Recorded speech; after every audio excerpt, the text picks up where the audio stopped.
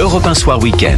19h, 21h. Guillaume Larry. Bonsoir à toutes et à tous, merci de passer votre vendredi soir avec Europe 1 et dans Europe 1 Soir Week-end. Alexandre Malafaille, cher Alexandre, bonsoir, fondateur du think tank Sinopia. Bonsoir Guillaume Larry. Et je reçois également Michel Fayad, analyste politique et géopolitique. Bonsoir Michel. Bonsoir. Première fois qu'on passe à une soirée ensemble, ravi de vous accueillir dans ce studio. Et tous les trois, nous accueillons Alexandre Orlov, ancien ambassadeur de Russie en France de 2008 à 2017. Bonsoir Monsieur Orlov. Bonsoir. Merci d'être avec nous dans ce studio d'Europe 1. Donald Trump reçoit donc Vladimir Poutine en Alaska. Ce sera sous un ciel ensoleillé, quelques nuages à Anchorage, 17 degrés, température plutôt douce, alors que peut-être que les températures vont faire s'échauffer les esprits, on va le voir. Cette rencontre entre les deux poids lourds de la scène politique internationale, un tête-à-tête est évoqué, et le Kremlin a déjà dit que cette rencontre pourrait durer 6 à 7 heures. Est-ce que le temps long est nécessaire pour ce genre de rendez-vous, Monsieur Orlov ? Écoutez, moi je pense bien sûr, puisque si les deux chefs d'État se sont donné la peine pour aller se rencontrer, il faut parler de plusieurs sujets. Sans doute le sujet numéro 1 sera le conflit en Ukraine, mais il y a d'autres choses et nous sommes très intéressés à améliorer nos relations bilatérales avec les États-Unis, notre voisin, développer des relations économiques. Je crois que Donald Trump est avant tout un homme d'affaires et il est toujours cherche un deal et toujours cherche quelques intérêts économiques pour son pays, ce qui est tout à fait normal. Avec la Russie, je crois, il y a plein de projets à envisager. D'ailleurs, je constate que dans la délégation russe qui accompagne le président Poutine, il n'y a pas que des ministres des Affaires étrangères et de la Défense, mais il y a aussi le ministre des Finances et puis un monsieur Dmitriev, qui alors à la tête d'une grande fondation d'investissement. C'est-à-dire qu'il y a plusieurs sujets qui vont être débattus pendant cette rencontre. Vous, qui êtes donc russe, quel visage Vladimir Poutine adopte a priori dans ce genre de rendez-vous ? Sobre avec de l'engagement, de la retenue, ou au contraire très prolixe dans la discussion ? Écoutez, moi, j'ai été plusieurs fois à côté du président Poutine à ces rencontres avec les dirigeants français. Je peux dire qu'il a toujours la même attitude. Elle est une attitude très, très respectueuse de l'autre côté. Il est toujours très ouvert, calme. Il parle calmement, il parle bien. Il se prépare bien, mais il connaît par cœur, puisque depuis plus de 20 ans déjà, il est à la tête de la Russie, il connaît tout par cœur. Mais quand même, il se prépare à toutes ces négociations et je crois qu'on peut s'attendre, puisque je crois que si j'ai bien compris, Donald Trump voulait voir M. Poutine pour entendre de sa bouche qu'est-ce qu'ils attendent en Ukraine, qu'est-ce qu'il veut faire en Ukraine pour mieux comprendre et après aller ensemble vers la paix. Là, c'est la meilleure façon, puisque le président Poutine va sans doute expliquer les attentes qu'il a vers cet accord de paix, des lignes rouges à ne pas dépasser. Et ça, je crois que c'est une rencontre très utile et surtout très très importante qui lance vraiment un vrai processus de négociation de paix sur l'Ukraine. Alors vous dites que ça va lancer certainement un vrai processus de paix sur l'Ukraine. Sur l'Ukraine, je crois que la planète entière l'espère. Mais pour ce soir, le président américain parle juste d'une prise de contact. Une prise de contact, on se serre la main et on se quitte bons amis, ou vraiment on enclenche quelque chose ? Non, une prise de contact peut durer 10 minutes à l'aéroport, à l'accueil, non. Donald Trump a dit qu'il sentirait directement dans les 5 premières minutes ce qui se passera. Bon, d'accord. Nous connaissons bien Donald Trump, c'est un homme énergique, même trop.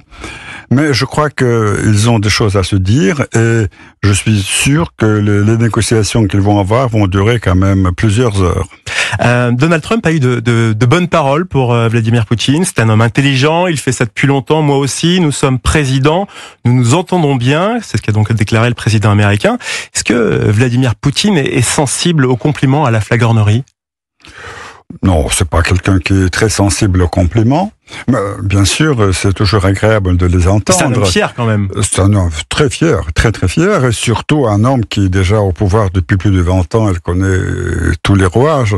Mais je crois qu'on peut dire aussi qu'avant de rencontrer Donald Trump, Poutine a aussi dit quelques paroles bien sur le président américain. Il a dit que nous apprécions beaucoup les efforts de Donald Trump qui sont sincères et énergiques. Je crois que le mot sincère est un nom très important. C'est-à-dire, ça montre qu'entre deux hommes, il y a une confiance. Et c'est vrai, puisque aussi bien Poutine que Trump, ce sont des gens pragmatiques avant tout. pragmatiques, pas idéologues.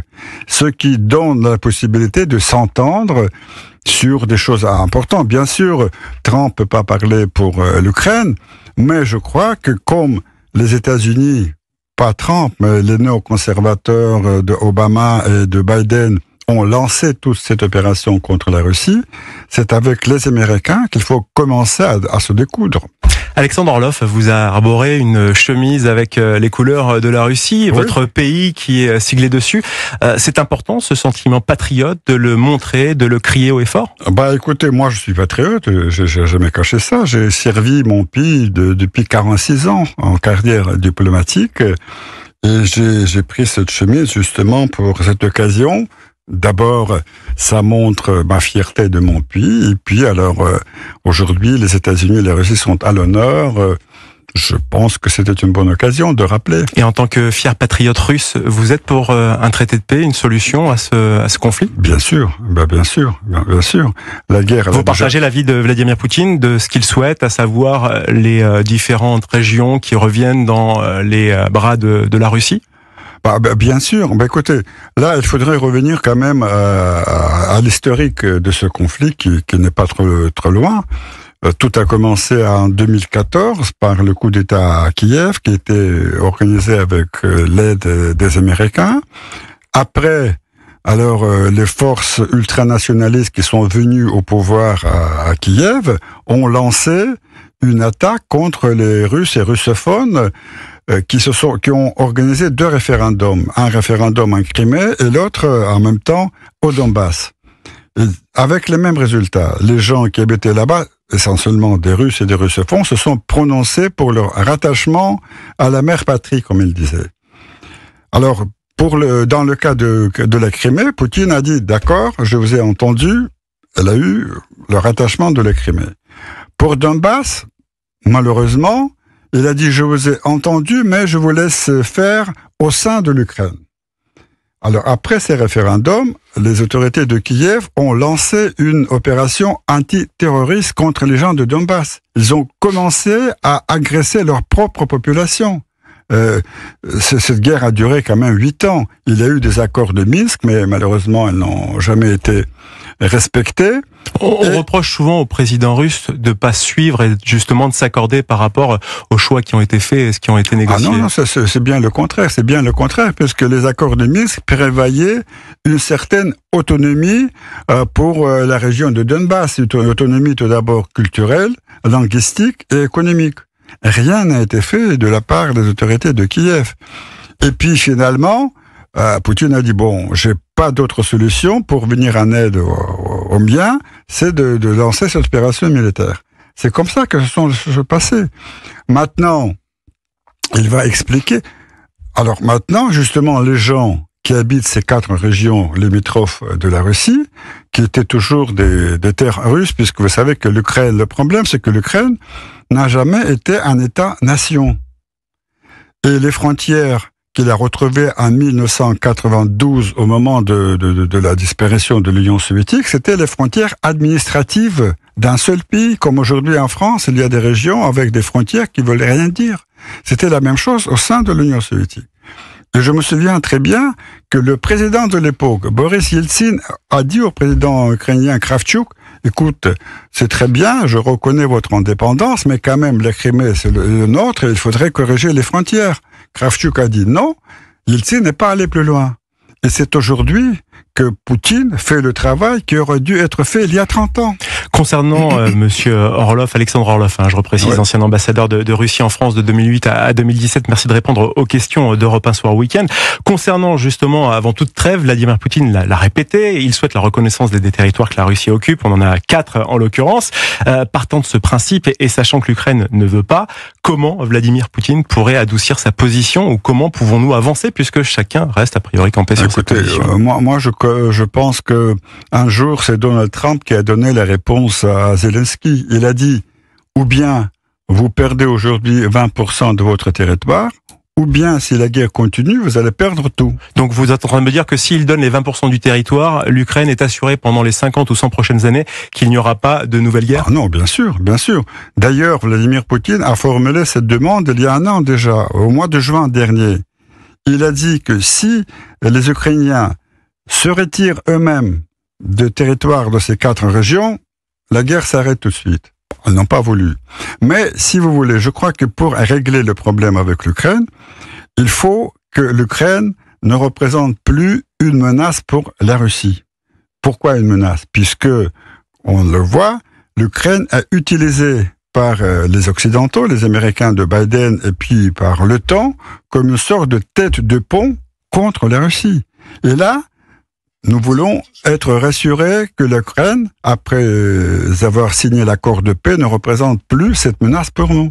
C'est pour ça que nous disons l'Ukraine ne doit pas entrer dans l'OTAN, ce qui est d'ailleurs reconnu par Donald Trump, et puis qu'il n'y a pas en Ukraine ni des bases étrangères, ni des troupes étrangères. Ça, ce sont 2 lignes rouges que, je pense, Vladimir Poutine va rappeler au Donald Trump. Et j'ai mon chroniqueur avec moi, Alexandre Malafaille, qui a une question pour vous, monsieur Orloff. Oui, monsieur l'ambassadeur.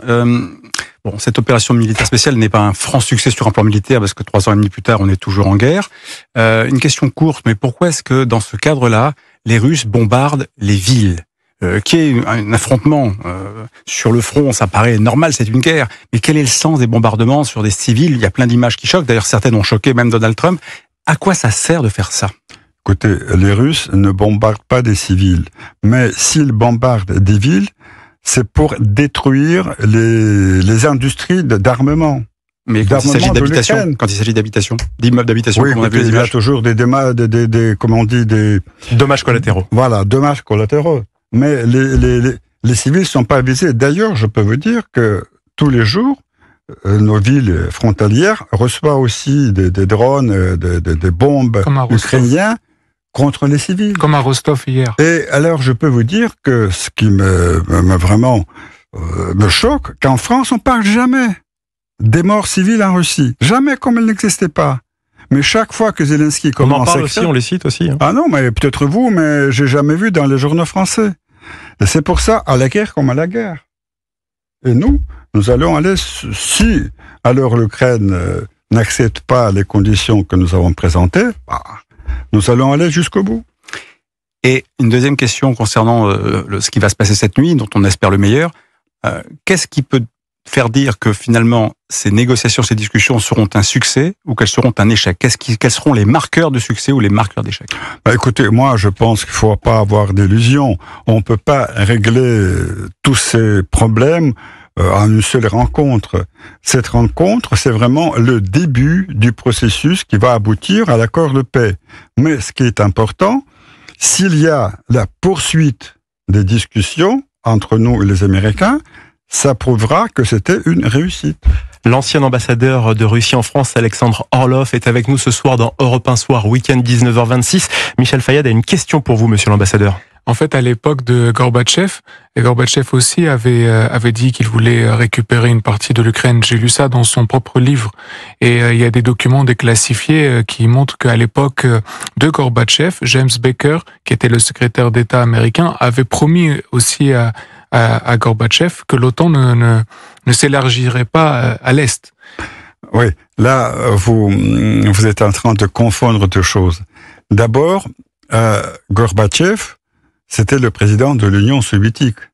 Et à l'époque de Gorbatchev, l'Ukraine faisait partie de l'Union soviétique. On ne pourrait pas parler de Crimée qui faisait partie du même pays. Non, je parlais au moment de la dissolution de l'URSS. Par contre, oui. C'est ce qu'il raconte dans son livre. Oui, ça c'est vrai, mais il n'était plus au pouvoir. Il n'est plus au pouvoir. Il n'est plus vraiment de pouvoir. Mais malheureusement, vous savez que Boris Yeltsin était un homme très brutal et Gorbatchev a été complètement avancé de toutes les choses. En tant qu'une personne physique, il pouvait s'exprimer, écrire dans ses livres, mais malheureusement, il n'avait plus aucun pouvoir. Par contre, ce que vous avez dit de Becker, c'est vrai qu'au moment de la réunification de l'Allemagne, on a beaucoup négocié justement le fait que l'OTAN ne se déplace plus à l'Est. Et d'ailleurs, je me souviens qu'à l'époque, les Américains ont dit « Ah non, oui, bien sûr, on ne va pas même aller dans l'ex-RDA ». Monsieur l'ambassadeur, excusez-moi de vous interrompre, on va devoir faire le journal de 19h30. Est-ce que vous acceptez de rester encore un petit peu avec nous? D'accord. Et on se retrouve juste après le journal pour poursuivre cet entretien. Merci d'écouter Europe 1 Soir Week-end. À tout de suite. Europe 1 Soir Week-end. 19h, 21h, Guillaume Lariche. Et nous poursuivons notre entretien avec Alexandre Orlov, ancien ambassadeur de Russie en France de 2008 à 2017. Bien évidemment, nous parlons de cette rencontre entre titans, Donald Trump qui accueille Vladimir Poutine tout à l'heure à 21h30 sur une base militaire près d'Anchorage en Alaska. Michel Fayad, éditorialiste dans cette émission, avait posé une question juste avant le journal de la demi. Michel, je vous laisse reposer cette question. Oui, j'avais parlé de Gorbatchev et de Baker, mais je voulais en fait atterrir à la négociation qui a eu lieu en au début de la guerre de 2022, quand ça a commencé, quand les deux parties étaient arrivés à un accord plus ou moins, et où Boris Johnson aurait mis la pression sur Zelensky pour revenir sur sa parole. Je voulais un peu avoir votre vue sur ce qui s'était dit et quels étaient les termes de cet accord, puisqu'aujourd'hui on parle de faire un accord, mais quels étaient les termes il y a 3 ans? Écoutez, c'est vrai que il y a eu ces négociations qui se sont bien déroulées. Les deux parties ont pu quand même arriver à un certain nombre de compréhensions communes comment ce conflit pourrait se terminer. Et malheureusement, Johnson est venu en disant stop, on continue la guerre. Et on a vu Monsieur le Président Zelensky qui a tout de suite suivi Johnson. Mais le sort de l'Est de l'Ukraine, le Donbass, quel était le sort dans cet accord? Écoutez, à l'époque, toutes ces 4 régions n'ont pas encore été occupées. Et je crois qu'il n'avait pas même eu des référendums encore. C'est-à-dire, il y a eu beaucoup de choses qui ont changé depuis. Mais il y a eu du côté ukrainien une vraie volonté de mettre fin à ce conflit et trouver la solution des questions litigieuses avec nous. Malheureusement, ça a été interrompu d'une façon très brutale et puis on a vu la suite. Alexandre Orlov, oui, on a Alexandre Malafaille qui a une question pour vous. Bon, on espère que les armes finiront par se taire, qu'à un moment on pourra commencer à reconstruire quelque chose. Et parmi les grands sujets de reconstruction, il y a celui de cette fameuse architecture de sécurité qui concerne pour le coup tout le continent européen. L'objectif, ce serait sans doute d'arriver à quelque chose qui garantisse que plus jamais ça, parce que ce qui se passe est affreux. Il y a la question des enfants dont on pourrait aussi parler, qui est un vrai sujet. C'est 20 000 enfants qui voilà. Mais bon, on pourra évoquer le sujet si vous le souhaitez. Mais comment fait-on, nous Européens, après les positions très dures qui ont été prises depuis plusieurs années, sur un plan économique, sur un plan commercial, avec les sanctions, y compris, alors c'est pas que les Européens, mais il y a la CPI qui a lancé ce fameux mandat d'arrêt contre Vladimir Poutine. Alors, comment fait-on pour rétablir des relations diplomatiques, politiques, et puis finalement faire avec la Russie ou faire sans la Russie? Écoutez, moi je veux dire que faire sans la Russie, ça sert à rien. Ça sert à rien. Et malheureusement, c'est ce que fait Macron jusque maintenant. Il a déjà parlé plusieurs fois de cette nouvelle architecture de sécurité en Europe, mais sans la Russie. Sans la Russie, ça sert à quoi? À rien. Moi, je pense que si, à la table de la négociation sur l'Ukraine, l'Europe n'a pas de place, par contre, il a sa place à cette grande table de négociation sur la nouvelle architecture de sécurité en Europe. Comme on a fait à Helsinki en 1975, il a eu cet acte final d'Helsinki qui a quand même lancer cette nouvelle architecture de sécurité qui durera jusqu'à la fin de l'Union soviétique. Et là, je pense qu'il faut refaire maintenant. Et je peux vous rappeler, je me souviens très bien, j'étais déjà en carrière diplomatique à l'époque, que l'Union soviétique et la France étaient vraiment les pays pilotes pour préparer l'acte final d'Helsinki. Et aujourd'hui, si je regarde tous les pays d'Europe, c'est la France qui a cette culture, disons, des questions stratégiques que les autres pays n'ont pas et qui pourrait jouer ce rôle. Mais il faudrait changer d'attitude. Ça ne dépend pas de nous. Nous sommes prêts, nous sommes ouverts. Il faudrait que les Européens comprennent que bâtir une sécurité collective sans la Russie, ça sert à rien. Pour le moment, je pense qu'ils n'ont pas compris. Alexandre Orlov, la crainte des Européens de voir les pays baltes peut-être ciblés par la Russie, c'est une utopie ou c'est une crainte qui est fondée? Non, c'est une pure utopie. Ça sert à quoi ces pays baltes? Vous savez que la population de 3 pays baltes, c'est moins que la population de la région parisienne. C'est rien. Oui, mais enfin, c'est quand même des vrais contrats qui existent. Si on aurait leur territoire non plus, ça n'intéresse pas. Pas du tout. Vous savez que les pays baltes, c'est une question un peu à part. Si les Ukrainiens, les Russes, les Biélorusses un peu, c'est le même peuple à l'origine, les Baltes, non. Les Baltes, ce sont les descendants des ordres teutoniques, ce sont des Allemands. Ce sont des Allemands, ce sont étrangers.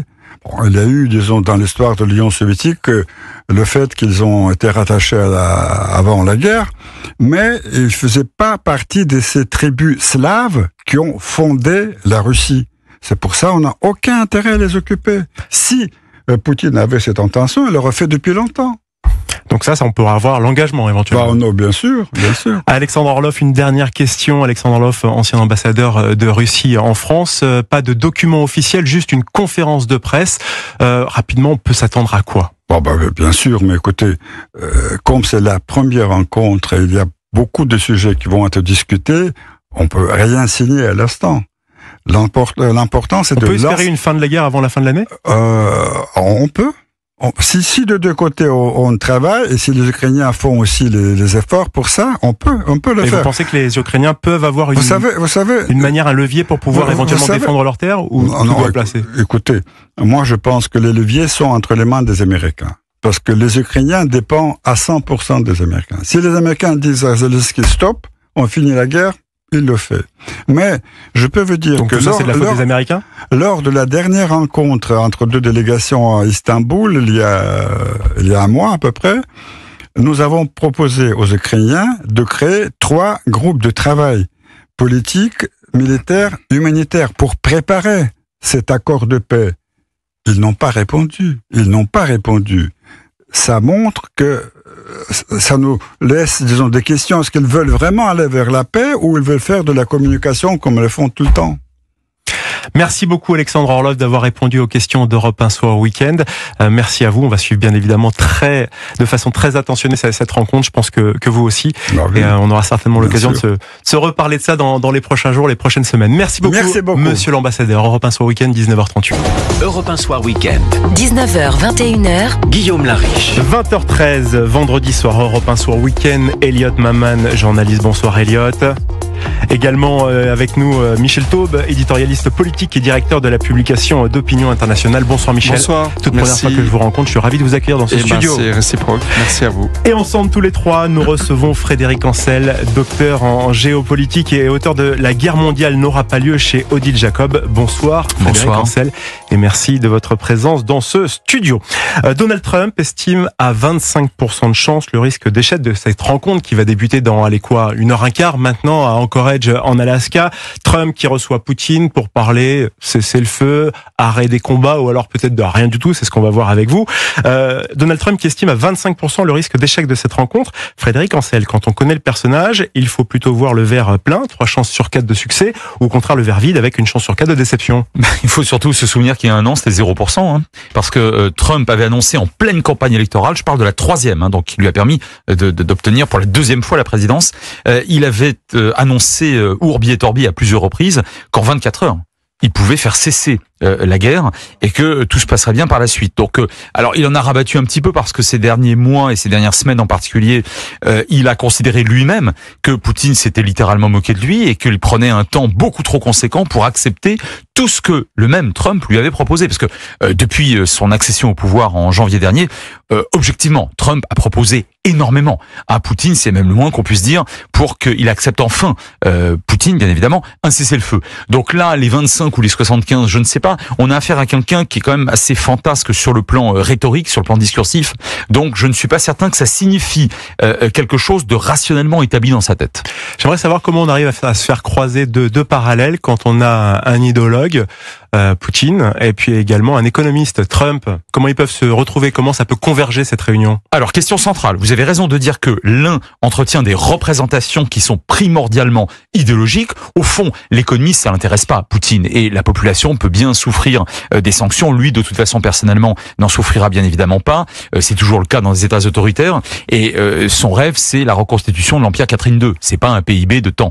Alors que vous avez raison de signaler ou de rappeler que Trump a, c'est ce que je dis souvent, un or à sa boussole, qui est le mercantilisme. Et j'ajoute le mercantilisme absolu.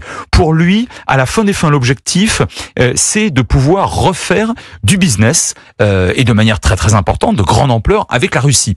Et non pas avec l'Ukraine. Je vais vous dire, il y a 3 ans et demi, lorsque la Russie envahit l'Ukraine, j'ai vérifié le volume et la valeur des échanges entre l'Ukraine et les États-Unis, c'est ridicule. Alors qu'avec la Russie, Trump considère, avec raison d'ailleurs, qu'il peut faire beaucoup de business. Mais pour ça, il faut l'arrêt des combats. Alors pas un traité de paix, hein, ça j'y crois absolument pas. Mais vous l'avez là aussi, mentionné, un cessez-le-feu permettrait au moins à Trump de pouvoir envisager ce business. Frédéric Ancel, merci de répondre aux questions d'Europe 1 Soir Week-end. On parle bien évidemment de cette rencontre Trump-Poutine. On sait d'ores et déjà qu'il n'y aura pas de document officiel qui va en sortir. Une conférence de presse, d'ailleurs on voit une estrade là sur les images d'Anchorage, la base militaire, avec marqué Alaska 2025, tapis rouge pour faire venir les deux présidents. Conférence de presse, ça va être quoi? On peut s'attendre à quoi selon vous? Alors, on peut s'attendre à un prochain rendez-vous. C'est-à-dire que je ne suis pas de ceux qui, peut-être trop optimistes, pensent que quelque chose va se théâtre. Voilà, c'est ça. Ça, j'y crois pas. Ça serait trop tôt, et d'ailleurs, ça ressemblerait pas à Poutine, qui fait effectivement lanterner son monde pour obtenir quelque chose. Alors, c'est pas un apocalyptique, on peut lui reprocher beaucoup de choses à Poutine, mais c'est pas quelqu'un qui est dans l'apocalypse et dans la totalité. Donc, il souhaite effectivement un cessez-le-feu, mais évidemment à ses conditions. Alors, si ces conditions, je veux dire à Poutine, sont ou restent beaucoup trop problématiques, il n'est pas sûr que Trump les accepte. Auquel cas, pour que chacun conserve la face, c'est un grand classique des raouts internationaux depuis toujours, eh bien, on va faire effectivement une conférence de presse en disant que c'était très constructif et qu'on se retrouvera lors du match retour. Parce que je rappelle que l'un et l'autre ont déjà émis l'idée que vraisemblablement en Russie, ce qui est d'ailleurs assez logique, qu'il y aurait effectivement une deuxième, un match retour en quelque sorte. Pour régler le conflit entre la Russie et l'Ukraine, la négociation pourra porter a priori sur deux volets qui sont vraiment distincts, territorial, statutaire. On va commencer par le territorial, Frédéric Ancel. On parle d'un accord sur la possession ou le contrôle de certains territoires, comme sur les frontières ou des zones démilitarisées. Oui, alors attention, c'est soit contrôle, soit souveraineté. Et la souveraineté, ça correspondrait à un véritable traité de paix, à condition, naturellement, que le co-belligérant ukrainien l'accepte. Ce qui est simplement inimaginable. Il l'a dit. Et évidemment, et Zelensky l'a rappelé. Donc, je pense qu'on ira davantage effectivement vers un cessez-le-feu, ce qui est déjà pas mal. Ça signifie, en principe, moins de sang qui coule sur le front, moins de mamans qui récupèrent leurs garçons dans des boîtes en bois, ce qui n'est jamais négligeable. Mais le problème du cessez-le-feu, c'est qu'il n'engage pas réellement le régime politique en place de façon générale, et il ne peut même éventuellement engager que les militaires. Alors que le traité de paix signifierait la reconnaissance non plus d'un front, mais de véritables frontières, avec, en principe, l'ouverture de ces frontières. Moi, je pense que... Vous mettez un billet actuellement sur le cessez-le-feu. Ah oui, non, sur le cessez-le-feu. Ça, je ne crois absolument pas possible, en l'état actuel du corpus de représentation antagoniste des uns et des autres, et notamment du nationalisme au pouvoir à Moscou, et de l'Ukraine de l'autre côté, je ne crois absolument pas possible l'avènement d'un véritable accord de paix, en tout cas à court terme. Frédéric Ancel, politologue, est notre invité ce soir sur Europe 1 Soir Week-end pour parler de cette rencontre entre les géants XXL de la politique, Trump et également Vladimir Poutine. Michel Taube a une question pour vous. Oui, en fait, c'est deux remarques. D'abord, je pense que ce sommet marque un petit peu un retour sur la scène internationale de Vladimir Poutine. Et en fait, je pense que Donald Trump lui fait une grande fleur. En fait, avec cette rencontre, Donald Trump tourne la page des années Biden, qui avait participé à la tentative d'isolement de Vladimir Poutine sur la scène internationale. Alors, il l'a jamais été totalement isolé, parce que les pays du Sud global, Poutine a toujours eu de très bonnes relations, mais quand même, je pense que Poutine va tirer une victoire médiatique de cet événement et de ce retour sur la scène internationale, et c'est un peu un camouflet pour les Européens qui essaient de l'isoler. Et deuxième point, est-ce que vous pensez pas, Frédéric Ancel, pour parler du volet Ukraine, parce qu'ils vont pas parler que de l'Ukraine, ils vont parler aussi de l'économie mondiale, ils vont parler de beaucoup de sujets, mais sur l'Ukraine, moi je suis même sceptique sur l'idée d'un cessez-le-feu qui serait décidé très rapidement, et aujourd'hui ou dans les jours qui viennent, parce qu'en fait Vladimir Poutine, selon moi, n'a pas intérêt, lui, à ce qu'il y ait un cessez-le-feu. Ses troupes avancent difficilement. L'armée ukrainienne résiste, je trouve très courageusement, face à ce qui était censé être une des armées les plus puissantes au monde, mais je suis même pas certain que ce cessez-le-feu soit obtenu. Et le dernier point, j'aimerais dire, c'est cette photo incroyable de monsieur Lavrov, le ministre des Affaires étrangères russe, j'allais dire soviétique, qui est arrivé à Anchorage hier avec un t-shirt URSS CCCP pour bien signifier que pour lui, l'Ukraine, satellite vassal de l'URSS, c'est encore leur objectif aujourd'hui dans la nouvelle Grande Russie. Grande Russie qui ne va peut-être pas jusqu'à l'Alaska, ancienne terre russe, mais au moins pour eux jusqu'à l'Ukraine. Frédéric Ancel. Oui, sur le premier point, je vous rejoins. J'irai même plus loin. Pendant la guerre, enfin ces 3 dernières années et demie, il y a eu 3 votes à l'Assemblée générale des Nations Unies. Alors, dont les résolutions ne sont pas contraignantes, mais qui offrent une photo intéressante. C'est les 193 États qui votent, un homme, une voix. Bon. Et la Russie n'a jamais dépassé entre 7 et 8 membres, donc des Nations Unies, donc des États votant en sa faveur. En général, ce sont des États qui sont picrocolins ou enfin extrêmement faibles ou qui n'existent plus que sur le papier. Là, effectivement, quoi qu'il arrive, cette rencontre acceptée, en fait même voulue par Trump, marquera une victoire diplomatique pour Poutine. Là-dessus, vous avez totalement raison. Alors après, le problème c'est que personne n'est prophète. Je ne sais pas si le cessez-le-feu aura lieu. Vous avez raison de dire que Poutine progresse sur le terrain, mais à quel coût ? Au sens du coût. Ça en fait des milliers de morts. Eh ben oui, et même des centaines de milliers. Et là, si vous voulez, même l'état de l'économie russe, dont je disais tout à l'heure qu'il n'intéresse pas beaucoup Poutine, ce qui est vrai, mais cet état de l'économie russe est tel que elle s'inféode à la Chine. Et ça, dans la perception impériale poutinienne, c'est quand même pas positif. Donc moi, je pense qu'il n'a pas du tout besoin ni envie d'un accord de paix. Ça, je le maintiens. D'un cessez-le-feu, si les conditions que Trump lui propose ne sont pas trop défavorables, je pense qu'il pourrait accepter. Frédéric Ancel, on parle donc peut-être d'un cessez-le-feu potentiel, hypothétique. C'est ce que la planète entière attend, en tout cas, de ce sommet. Les principaux dirigeants européens sont entretenus en visioconférence ces derniers jours avec le président américain pour plaider en faveur forcément d'un soutien inconditionnel à l'Ukraine. Président américain qui reconnaît qu'un sommet trilatéral avec Volodymyr Zelensky sera nécessaire pour un accord sur l'Ukraine. C'est ça, la prochaine étape de la feuille de route? Ce serait pas mal. D'abord, ce serait pas mal que et le principal intéressé. C'est possible? Eh ben proche, j'y crois pas. J'y crois pas à cause de Poutine. Regardez, quand je dis proche, avant la fin de l'année? Oula, alors avant, là, vous me posez une question très difficile. Là, on est déjà sur du moyen terme. C'est-à-dire que les choses vont tellement vite à notre époque qu'à la fin de l'année, c'est quasiment du moyen terme. Je pense qu'on ne pourra pas obtenir un cessez-le-feu définitif, et je ne parle même pas d'un accord de paix, sans, à tout le moins, un accord ukrainien. C'est quand même le pays le plus concerné, et entre parenthèses, c'est le pays agressé. Bon, maintenant, à quelle échéance? Oui, peut-être quelques mois. Avant, j'y crois assez peu. Maintenant, les Européens sont dans une situation, non pas d'échec, j'entends souvent parler d'échec européen, mais ils le veulent s'il y a échec. Pardon, l'Europe a la capacité absolue d'incarner une puissance globale. Elle l'a sur le plan démographique, sur le plan militaire, sur le plan technologique, même sur le plan énergétique en réalité. En revanche, le problème est celui de la volonté. Oui ou non, il y a aujourd'hui ce que mon maître Lacoste, le grand géopolitologue, appellerait une représentation. Est-ce qu'il y a une représentation identitaire à minima de l'Europe susceptible d'aller vers la puissance globale? Pour l'instant, je suis assez sceptique. Le problème, c'est que si on n'y va pas, eh bien, ce genre de sommet qui nous dépasse largement, et pour cause, qui rappelle ceux de la guerre froide, vont se poursuivre, et pire que ça, bientôt nous n'aurons plus notre destin en main, et c'est la raison pour laquelle je pense qu'il faut aller vers l'Europe puissance. En tout cas, on a Donald Trump qui vient d'atterrir sur cette base militaire d'Anchorage en Alaska.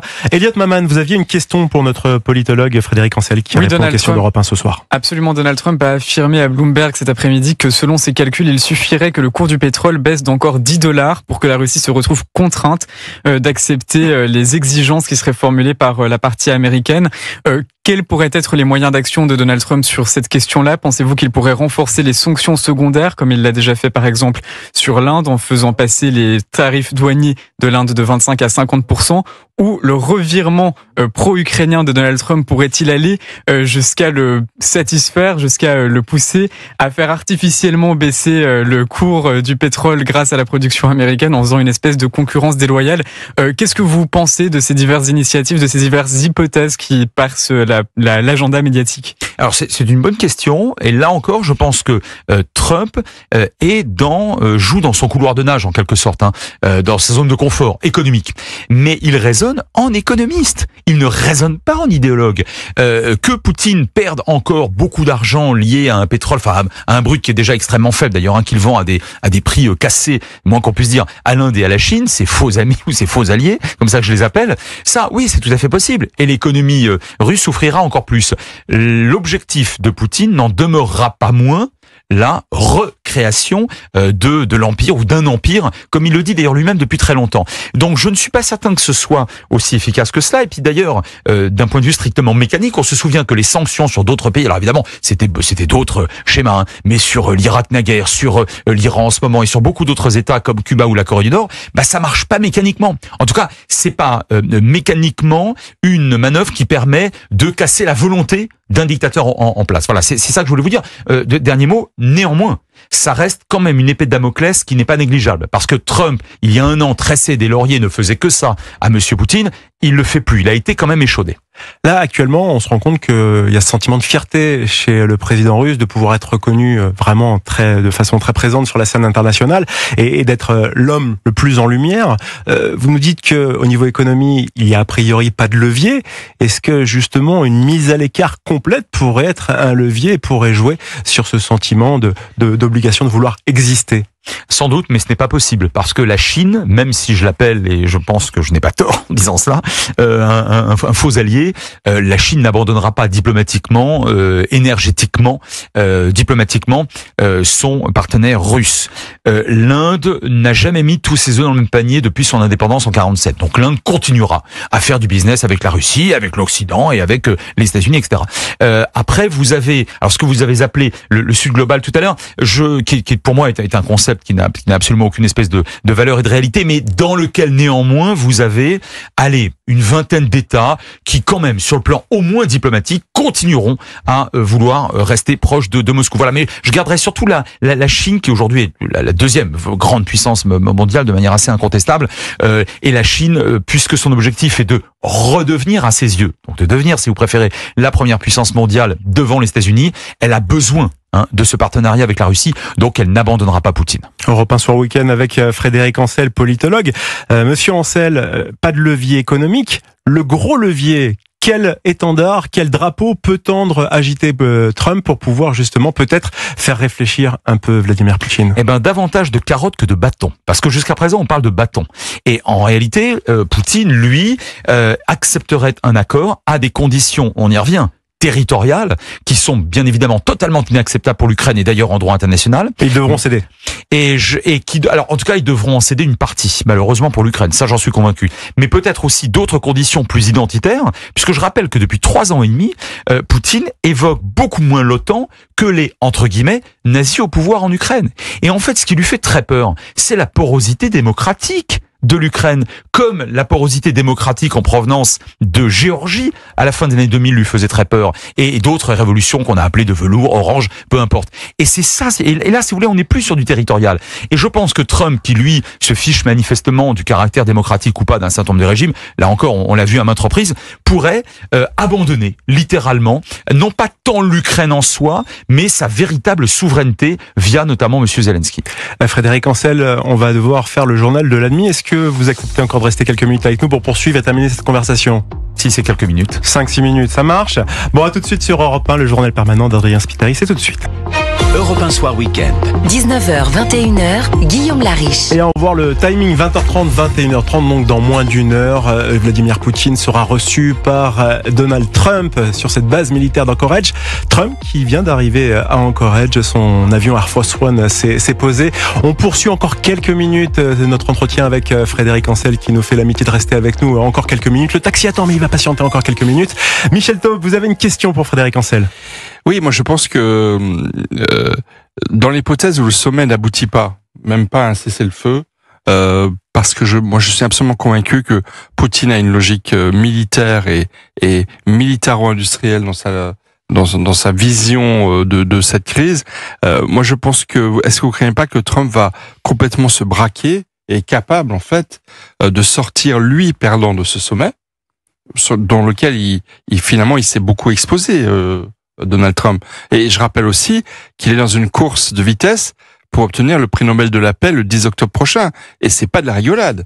Il se vante d'avoir déjà réglé 5 ou 6 conflits dans le monde ces derniers mois, Arménie, Azerbaïdjan, RDC et quelques autres.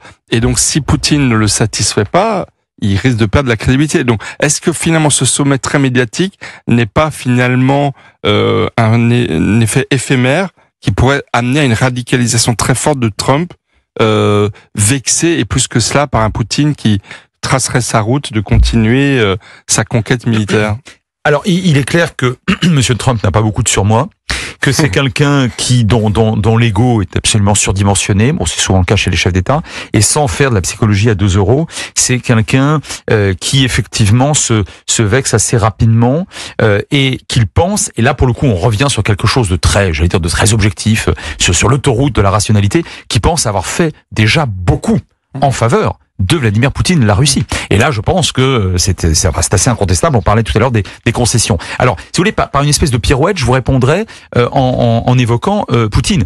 Il faudrait vraiment, pour que Poutine quitte cette réunion en n'ayant strictement rien cédé, en humiliant finalement Trump, à ses risques et périls quand même, on en a vu quelques-uns, il faudrait vraiment qu'il n'obtienne strictement rien.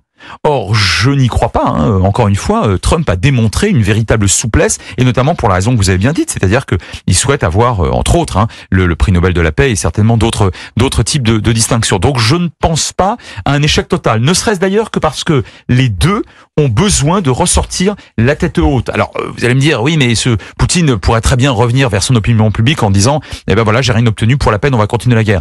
Sauf que on est sur déjà presque 1 million de jeunes soldats, soit tués, soit blessés, soit disparus, avec autant de familles à qui il faut, puisqu'on leur avait promis, à qui il faut donner des subventions extrêmement importantes. Et vous savez, dans une dictature, dans un État autoritaire en tout cas, on ne sait jamais quelle est la ligne rouge de ce que j'appelle le seuil de supportabilité de la population civile. On peut craindre une guerre interne ? Pour l'instant, je n'y crois pas. Alors, les Russes ont déjà démontré à maintes reprises dans l'histoire une résilience assez exceptionnelle. Mais si ils étaient convaincus que Poutine menait cette guerre essentiellement pour rester au pouvoir ou par ego, en quelque sorte, alors je pense que là, il pourrait, sur le plan social, pas tellement politique, mais sur le plan social, il pourrait subir effectivement une opposition très forte qu'on a vue d'ailleurs dans la rue à plusieurs reprises ces 20 dernières années. Elliot Maman, dernière question. Oui, il y a 3 étapes assez fondamentales dans le droit international. La Charte de l'ONU, la Convention de Vienne sur les traités, l'acte d'Helsinki de 1975 qui interdisait d'entériner le fait qu'un État pouvait être souverain sur un territoire qu'il avait conquis par la force. Quelle que soit la paix vers laquelle on se dirige en Ukraine, ce principe-là sera-t-il mort et enterré en Europe ? Alors, enterré, non. Mort, non, parce qu'on l'est jamais. Enfin là, vous parlez à un vieux géopolitologue qui pense que rien n'est jamais définitif, ou quasiment rien n'est jamais définitif. Mais il sera mis à mal, c'est absolument incontestable. Et le fait, et c'est intéressant, parce que à la fin de votre question, vous précisez en Europe. Et ça veut bien dire que les Européens, sur leur propre continent, ne seraient même pas parvenus à empêcher effectivement une rupture quand même assez flagrante de cette longue tradition. On pourrait même revenir à d'autres traités sans remonter à ceux de Westphalie au XVIIe. Et c'est ça le problème. Et je pense que c'est la raison pour laquelle nous devons, je le répète, aller très vite vers l'Europe puissance avec un tandem fer de lance tel qu'il y en a eu un dans les années 50 qui était franco-allemand, mais celui-ci, le fer de lance là de l'Europe aujourd'hui, doit être franco-britannique. Merci Frédéric Ancel, je vous avais promis de vous libérer. Merci à 35. Voilà, je peux pas mieux faire. Formidable. Merci à vous pour votre éclairage et vos informations. On a pu comme ça en savoir un peu plus. Je vous laisse repartir. Le taxi est toujours en bas, il attend. Merci beaucoup monsieur Ancel. Europe 1 Soir Week-end. 19h, 21h. Guillaume Lariche. On poursuit avec Michel Taube et Elliot Maman. Alors, très intéressant cet éclairage, cette mise en perspective. Là, on est à moins de 55 minutes. Les spéculations vont bon train. Michel Taube, on parle de 6 à 7 heures de rencontres potentielles. C'est ce que dit le Kremlin. Il n'y a pas de minimum syndical dans ce genre de protocole. Ça peut être aussi bien 10 minutes, un quart d'heure que quasiment la journée entière. 10 minutes, un quart d'heure, ce serait un échec cuisant. Il faudrait qu'il se passe quelque chose de grave entre eux pour que Donald Trump a fait savoir que il sent dans les 5 premières minutes, il se dit tiens, ça va le faire ou ça va pas le faire. Non mais vous avez tout à fait raison, tout est possible avec Donald Trump. Mais là, je pense effectivement que c'est parti pour de très très longues négociations. La nuit va être très très courte avec le décalage horaire, c'est-à-dire 11 heures de décalage, 10 heures, je crois, pardon, de décalage horaire avec l'Alaska. Donc non, d'abord il n'y a pas que l'Ukraine entre les deux hommes. D'abord, il y a des retrouvailles. Ils ne se sont pas vus depuis 2019. 6 ans. Voilà. Et encore une fois, j'insiste, Donald Trump veut tourner la page des années Biden. Et Trump a toujours eu, pour des raisons mystérieuses, une fascination pour Vladimir Poutine, ils ont déjà des retrouvailles à assurer. Donc ça, c'est la première chose. À mon avis, ça va mettre un peu de temps. Et après, ils ont beaucoup de dossiers à voir sur l'économie internationale, sur les relations bilatérales entre les deux pays. Enfin, ils ont le droit aussi de se rencontrer entre eux et d'évoquer tous les sujets qui peuvent les rassembler. Et puis évidemment, il y a le dossier le plus épineux, qui est celui de l'Ukraine, sur lequel les négociations vont également être très longues. Donc ça risque d'être extrêmement long, mais je pense que cette rencontre, elle était nécessaire. C'est plutôt une bonne nouvelle que les grands de ce monde se parlent. Moi, je suis très, parce qu'il faut dire les choses, très attaché à la souveraineté de l'Ukraine et je pense que le peuple ukrainien a donné une grande preuve de liberté et de résistance face à une invasion qui lui a été imposée en 2022. Donc, je veux être clair avec les auditeurs d'Europe quant à mes convictions, mais en même temps, je trouve très bien que les grands de ce monde se rencontrent et échangent. Donc, évidemment, Vladimir Poutine est aux États-Unis. Ils ont beaucoup de choses à se dire. Il y a des enjeux aussi de désarmement nucléaire. Il y a des enjeux de relations avec l'Iran, parce que la Russie est quand même un des soutiens de l'Iran. Et on sait l'intervention qu'a faite Trump en soutien à Israël par rapport aux velléités iraniennes de se doter de l'arme nucléaire. Voilà, donc c'est de tout ça dont il va être question. Michel Taube, c'est une journée importante. De la discussion, on est la solution. Donc a priori, il y a peu de chances que Donald Trump rentre bille en tête avec le sujet de l'Ukraine. On va peut-être commencer par désamorcer un peu le terrain, prendre la température. Je suis absolument convaincu de cela. Il faut savoir aussi que la délégation qui accompagne Vladimir Poutine est importante. Il y a le ministre des Finances, il y a plusieurs acteurs économiques. Il y a aussi des enjeux économiques. Parce que Donald Trump, lui, ce qu'il a en vue aussi, c'est des enjeux économiques. Ça, pour lui, c'est la priorité. Et je pense qu'il a dans son viseur de renouer des relations économiques très fortes avec la Russie dans les années qui viennent.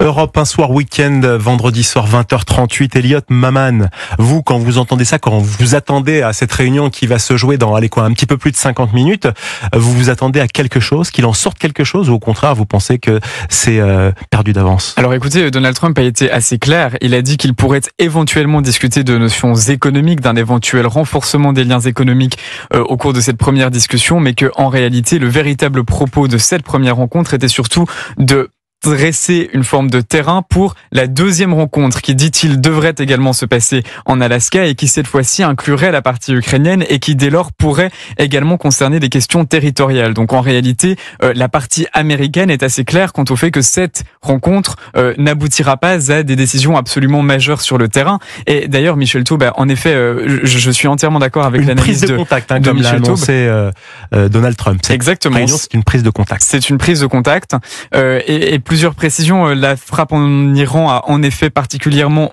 affaiblit également un certain nombre de possibilités pour la Russie de frapper de manière tactique les Ukrainiens, puisque au cours de cette frappe, notamment la production de drones Shahid, qui sont les fameux drones que l'Iran donne à la Russie, ou du moins vend à la Russie, a été considérablement affaiblie. Donc cela a eu une incidence directe sur le terrain.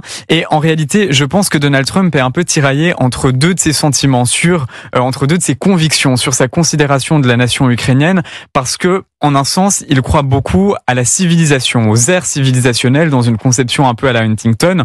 Et si on entre dans une logique civilisationnelle, il faut tout de même remarquer que depuis 3 ans, l'Ukraine nous prouve à quel point elle appartient au camp des démocraties libérales et que d'ailleurs Volodymyr Zelensky parvient à se faire un avocat tout à fait admirable de la démocratie libérale. Mais dans le même temps, si on croit aux aires de civilisation, on croit également aux zones d'influence sur une conception très post-Yalta. Et dès lors, et ça a d'ailleurs été toute la question lorsque ce sommet entre lui et Poutine a été annoncé il y a une semaine, va-t-on se rediriger vers une espèce de définition de zone d'influence où, de toute évidence, la Russie est la plus grande nation proche de l'Ukraine?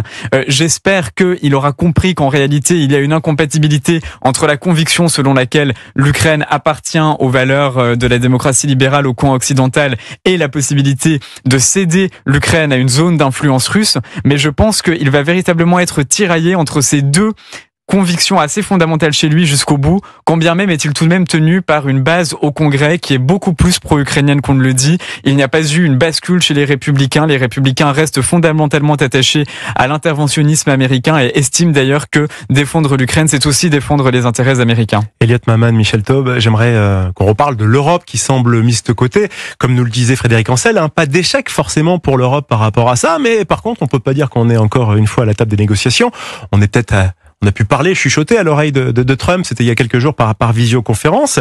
A priori, l'Europe sera surtout chargée d'encadrer la sécurité. Ça aussi, c'est acté, Michel Taube, ou dans l'inconscient collectif? Non, rien n'est acté, parce que si Vladimir Poutine ne veut pas entendre parler des Européens qui sont quand même les principaux alliés de Zelensky, ça va être compliqué. Et encore une fois, moi je reste absolument convaincu que le risque, Donald Trump parlait de 25% de risque d'échec de ce sommet.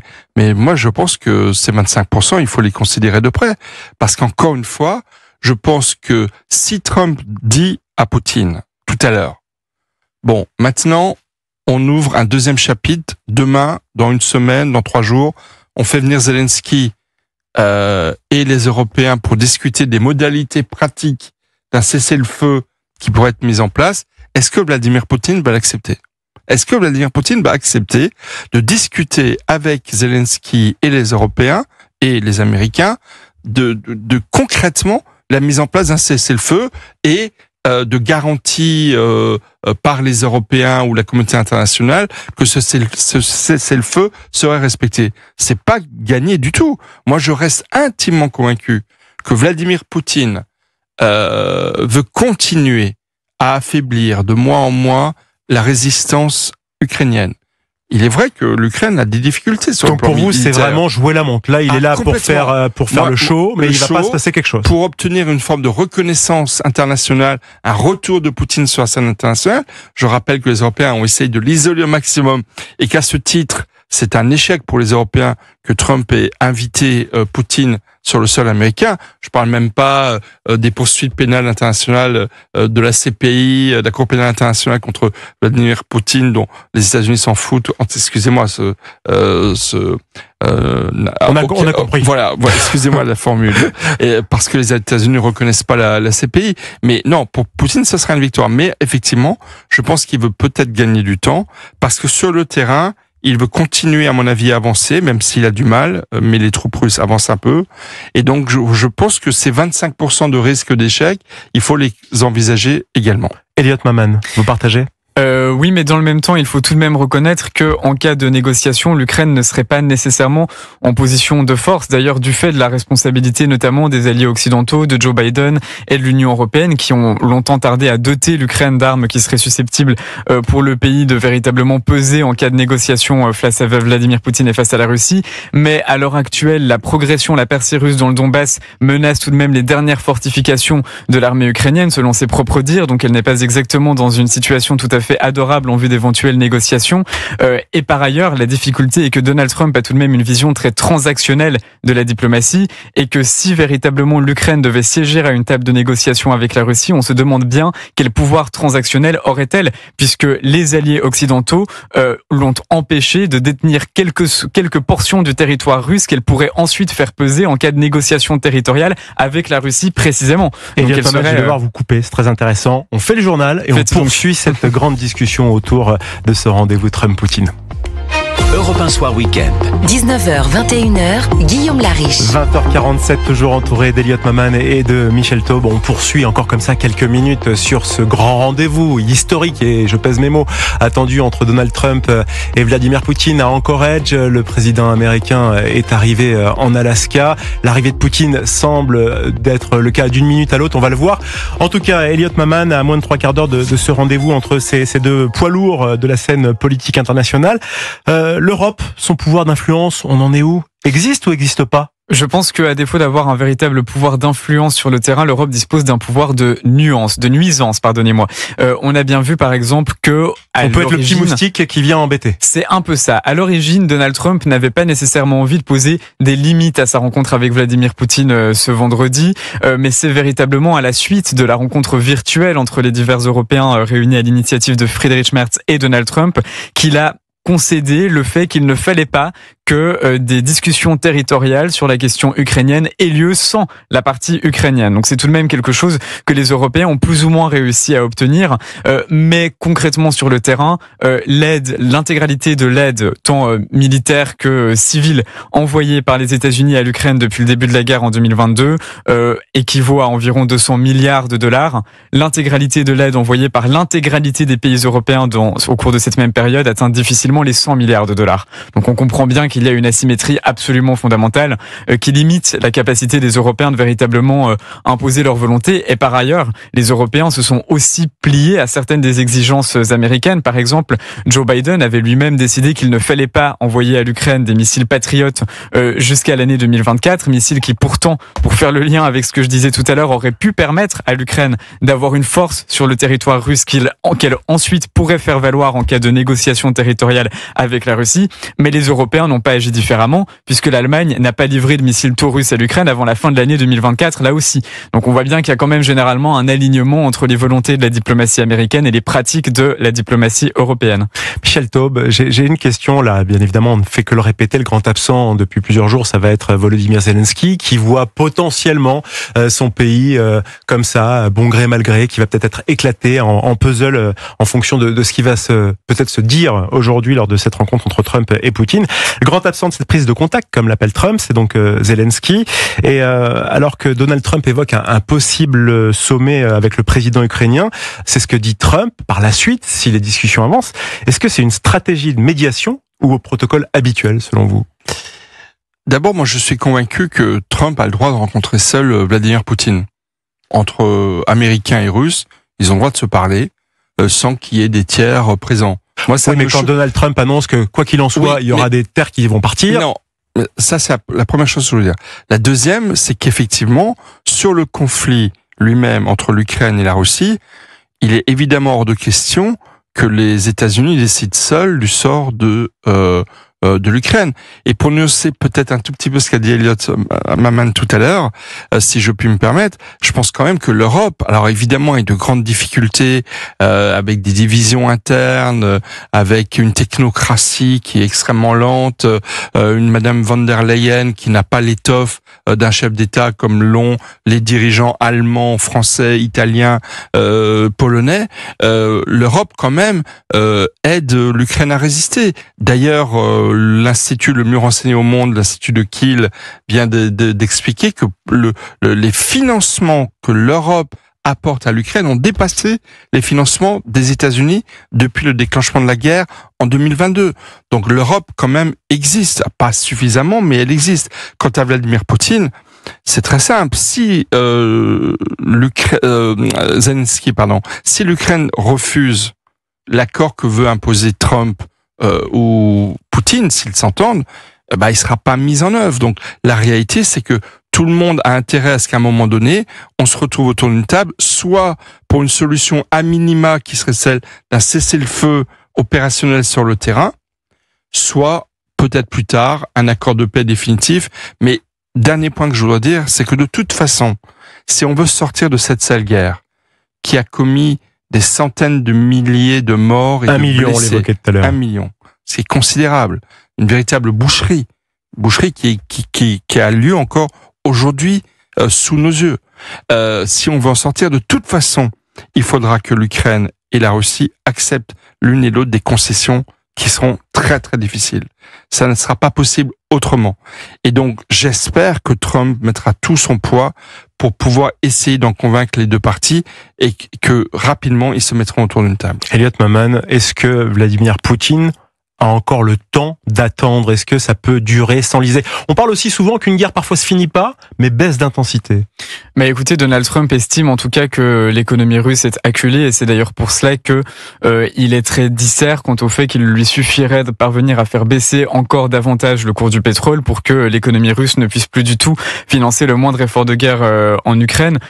Hélas, je ne suis pas sûr que les choses soient aussi radicales que cela. En revanche, il reste vrai que il y a tout de même une volonté pour la Russie de voir une baisse de la pression exercée par les tensions sur son pays, sur sa diplomatie, sur son économie. On a bien vu qu'il n'était pas négligeable pour Vladimir Poutine d'être invité, d'être de retour à la table des grandes diplomaties de laquelle les États-Unis l'avaient totalement exclu. Donc on a un peu fait la chronologie, mais simplement c'est intéressant de rappeler que Vladimir Poutine ne s'est pas rendu aux États-Unis pour rencontrer un président américain depuis 2007. C'était à l'invitation de Bush à l'époque.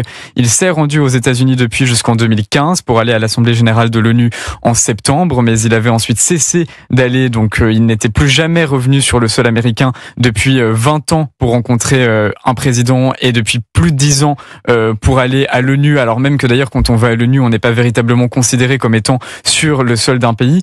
Donc... Et à l'instant même, on a l'avion de Vladimir Poutine qui atterrit en Alaska. Je vous en prie, poursuivez, Elliot.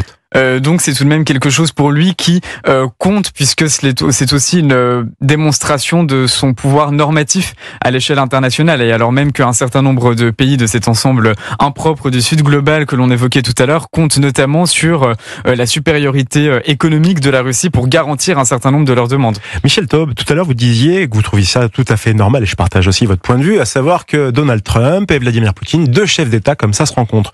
Mais est-ce que vous partagez aussi l'idée que le prochain rendez-vous ne pourra pas se faire justement sans Zelensky? Ah mais évidemment, pour le dossier ukrainien. Encore une fois, j'insiste, c'est très important.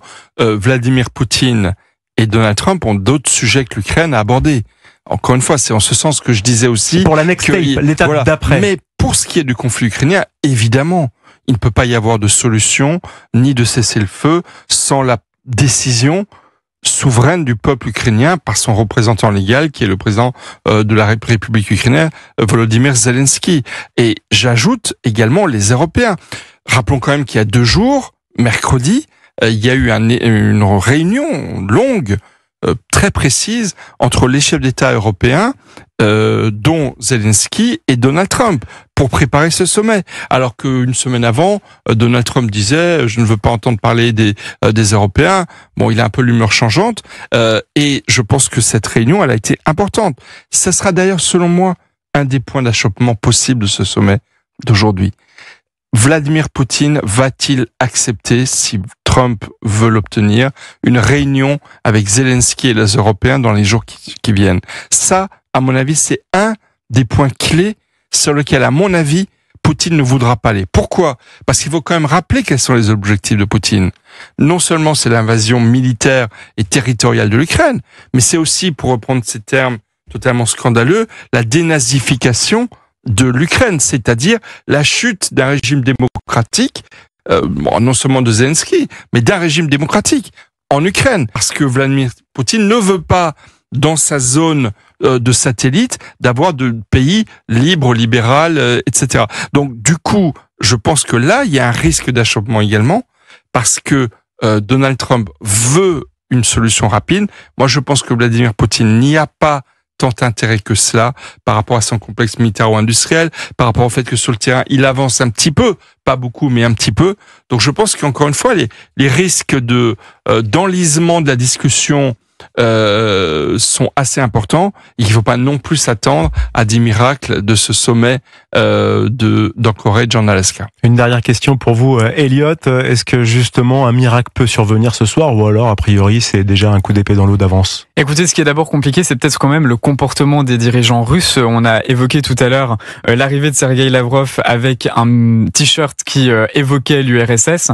Et ça, c'est tout de même extrêmement intéressant parce que c'est une provocation qui est extrêmement amateur en réalité. C'est véritablement une espèce de coup d'épée dans l'eau, une démonstration de force qui n'a pas véritablement d'incidence concrète, mais qui nous fait oublier que la diplomatie soviétique, si elle était extrêmement rigide d'un point de vue tant civique, social que militaire, elle se comportait généralement avec beaucoup de professionnalisme. Et d'ailleurs, les rencontres entre les dirigeants occidentaux et les dirigeants soviétiques se faisaient toujours en reprenant les codes de la diplomatie classique. Là, on voit qu'avec le gouvernement russe à l'heure actuelle, on est presque dans une inversion encore plus fondamentale des valeurs, puisque même ces mêmes codes qui sont généralement interprétés comme étant le signe de la reconnaissance par les autres parties d'une nation qui avait été mise au banc de la communauté internationale sont bafoués par la partie russe, qui pourtant nous explique qu'elle est extrêmement heureuse d'être de retour sur les côtés de la table. Donc c'est quand même un axe de provocation qui est particulièrement dérangeant. Et simplement, juste en 2 mots, ce n'est pas parce qu'il n'y a pas d'accord que l'on ne va pas pouvoir mettre